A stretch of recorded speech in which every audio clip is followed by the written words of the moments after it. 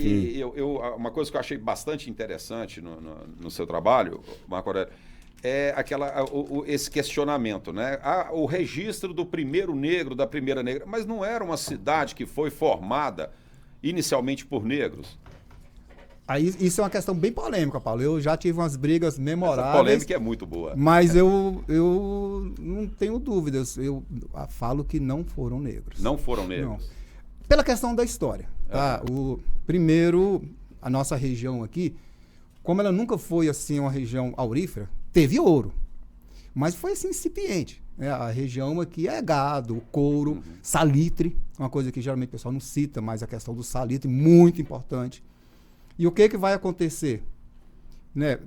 Quando vem a picada, o que tinha aqui quando foi criada a picada? Por isso que eu falei 280, que essa é o ano em que foi instalado o registro. O registro na Lagoa Feia. Registro. E o registro pertencia a quem? Portugal. Né? A Portugal. Portugal. Agora, quase não tinha negros. Existia uma regra na época chamada Pátrio Poder, que diz o seguinte: você teve um escravo que fugiu, ele foi capturado, ele é seu. Mas se passar 2 anos, ele é de quem achar. Olha só. Chamava Lei do Pátrio Poder. E aí o que acontece? Você tem um grupo, vamos supor que sejam ali negros.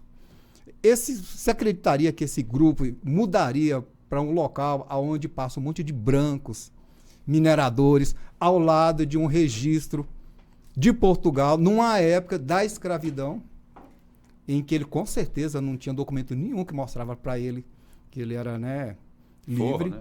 E outra coisa, os livros antigos, aí havia uma interpretação, né? Muitas vezes a história, né, fala isso, alguma mentira é contada tanto que ela se torna uma verdade.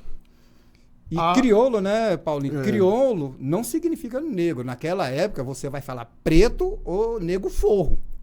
E o crioulo era o que, o crioulo? Crioulo é o cara que ele tem uma descendência de europeu, um filho, avô, bisavô, mas ele é nascido na colônia. Porque esse termo ele é muito comum em toda a América do Sul, menos, inclusive, né, na América Latina. Crioulo, né? Sem o U, né? Crioulo, Com 2 L's. isso. Né? Interessante. Na verdade, nenhum de nós estava lá. Eu tô falando pela questão se você juntar os fatos. Faz sentido. Se você é um escravo, sei lá, fugitivo, ou for, tal, você não tem nenhum documento. Você vai mudar para uma região onde a probabilidade de você ser escravizado é levado para as minas de Goiás é quase 100%. Na verdade, a história que mais aceita, porque como é que a história é aceita? A história é uma mera dedução de evidências, né, Marco? Isso. À luz de fatos conhecidos. Então você vai juntando uma quebra-cabeças. O Marcão está propondo uma nova reflexão, uma nova possibilidade acerca daquilo que normalmente é aceito. Aquilo que é mais aceito para essa região aqui nossa, e a nossa aqui de Formosa especificamente tem muito pouca coisa que foi proposta, porque bem pouco foi escrito, a bandeira do Anhanguera teria vindo para cá, toda bandeira trazia consigo escravos, né? Alguém tinha que fazer o trabalho pesado.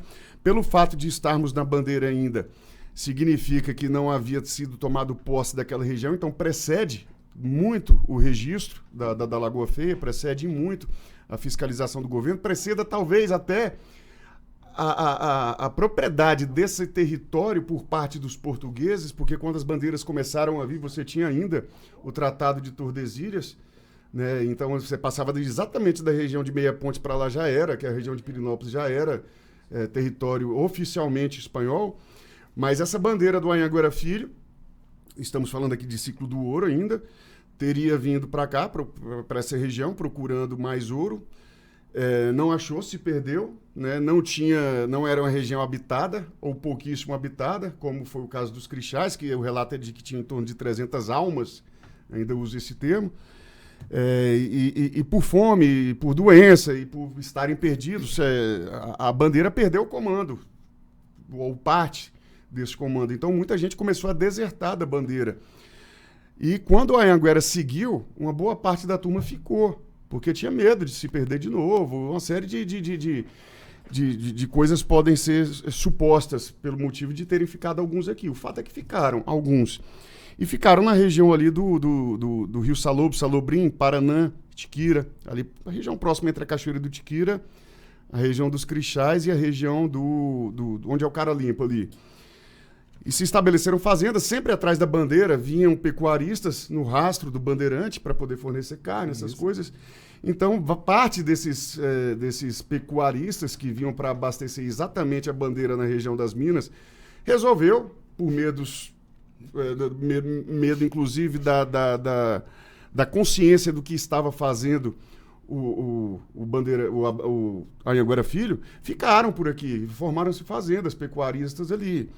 Relata a história que naquela região de muito brejo, como Formosa toda é, berço das águas, como disse Marco Aurélio, teve epidemias de febre, epidemia de malária. A maleita, né? E muita gente morreu. E uma parte dessa turma teria fugido, né, para cá, para essa região daqui de onde é Formosa, a região da Lagoa Feia, fugindo daquilo dali. Mas por que fugiu? Que fugiu especificamente para cá? Porque na cabeceira da Lagoa Feia tinha 2 rotas de contrabando. A picada da Bahia, que vinha do Nordeste, e a picada de Minas, que passava por Paracatu, e se cruzavam ali as duas. Então ali era um ponto de escambo, um ponto de troca.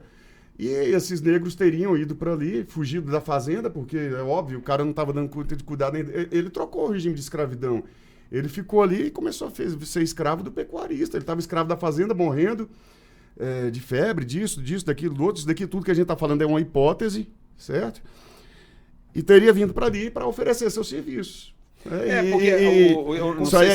E esse período precede a instalação dos registros. Porque a coroa, quando soube desse contrabando aqui, mandou instalar, como disse o Marco, um registro, que é como se fosse um posto fiscal na cabeceira norte da Lagoa Feia, e outro, que ainda era território de Formosa, na região que chamava-se Arrependidos, que hoje é Palmital. Que é Minas, né? Hoje é Minas, mas pertencia a Formosa à época. Inclusive Planaltina pertencia a Formosa. São João da Aliança, Mestre Darmas fazia parte, né? Essa região nossa aqui, ela pertencia a São Paulo, né? Pois a capitania agora, de São Paulo. E antes disso... O Conde de Sarjetas, né? E antes disso, pertencia a de Pernambuco.